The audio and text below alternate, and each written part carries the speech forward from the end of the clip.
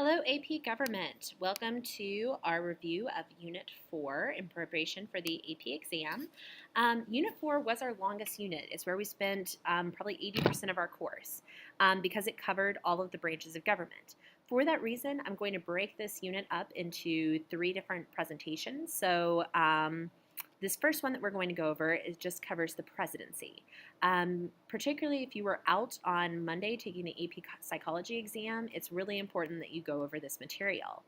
All right, so the presidency had no constitutional limit on how long you could be president because Washington set the custom of only serving for 2 terms. However, when FDR served for his 4 terms, we passed the 22nd Amendment that limits the number of terms to 2.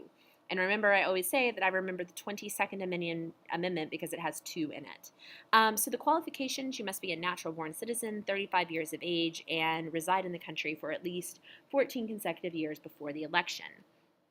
And we've gone over all these before. We also talked about how that there are many informal characteristics, which I described as the Nana qualities. So will your grandmother vote for them if they do not have these things? So we usually want them to have some sort of experience, that they're politically acceptable to us, they fall within the mainstream limits, married, for the most part white male, although obviously Obama has shown this and that we have many females that are running for things, Protestant for the most part, Northern European ancestry, no scandal attached to them, various things like this. So we do not have any of this written down, but this has just been the trend that most have had because of different social, political, other issues. So the powers of the president are many. He is able to be the commander-in-chief of the armed forces, give offices, grant reprieves or pardons, receive ambassadors, convene Congress, basically see the faithful execution of the law, wield executive power, initiate foreign policy, things of this. And these are the ones that we usually see him doing. And as we talked about, these are really big powers for any one person to have. So he has lots of people that help him out with these various duties. This was in your review packet. I really like this because it breaks it down by what sort of power they are. So whether they're executive, legislative, diplomatic, military, judicial, party. I think that it would be important to know at least one thing with each. So executive enforces the laws, legislative signs, vetoes laws, diplomatic appoints ambassadors, military commander-in-chief, judicial appoints people to the judicial branch, and then party power is leader of the party. And if you knew one thing for each of these powers, you would have a position to write about any of these. All right, question? Make sure that you can answer it. Going to the answer. All right, so limitations on the powers. Obviously, we have this system of checks and balances. So there are lots of congressional checks.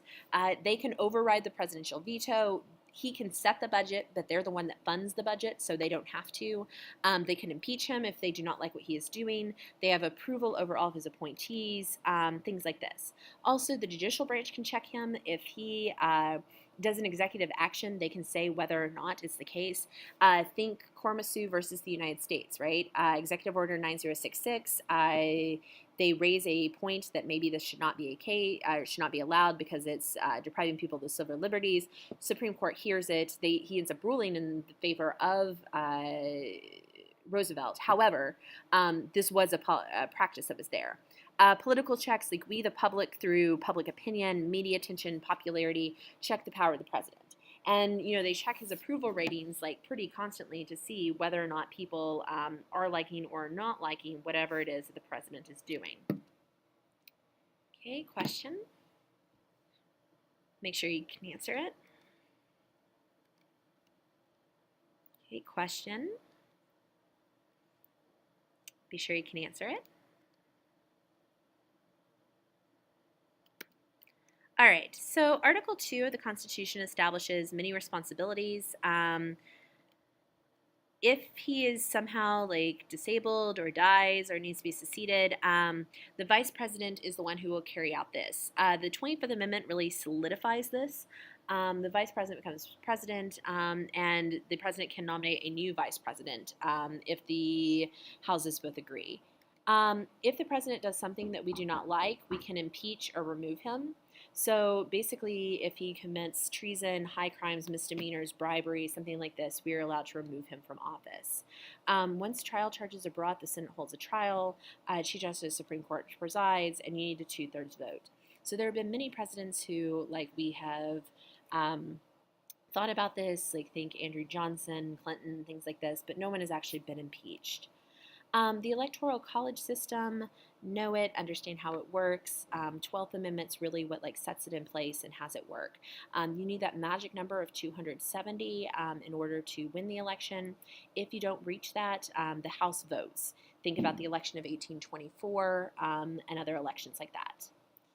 Okay, question. Make sure you can answer it.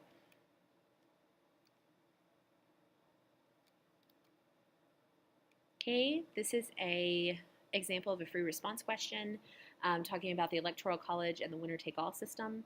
So make sure that you can explain how that works, some of the pros, some of the cons, and how that works with the third party. So this goes a lot with the stuff that we were looking at in the third unit about political parties and how they work. So the vice president does have some jobs. He presides over the Senate, casts tie-breaking votes, because remember the Senate has 100 people. If the 25th Amendment deems it, he will take over the presidency. So therefore, he has to have the exact same formal qualifications as the president. So to be vice president, you have to be 35, natural-born U.S. citizen, 14 years, because what happens if you end up having to take over the presidency? This I liked in your packet as well, sort of explains the characteristics that presidents may have. So this, I see as being maybe something you could see in a free response, just like how presidents feel about it. I would see this as being part of like, what are the characteristics of being a president? What are some of the powers? And then maybe how have different presidents reacted to these? And this may be something to talk about. This would go back to like things that we learned last year in U.S. history. All right, so that's the end of the executive branch. Speak with you later.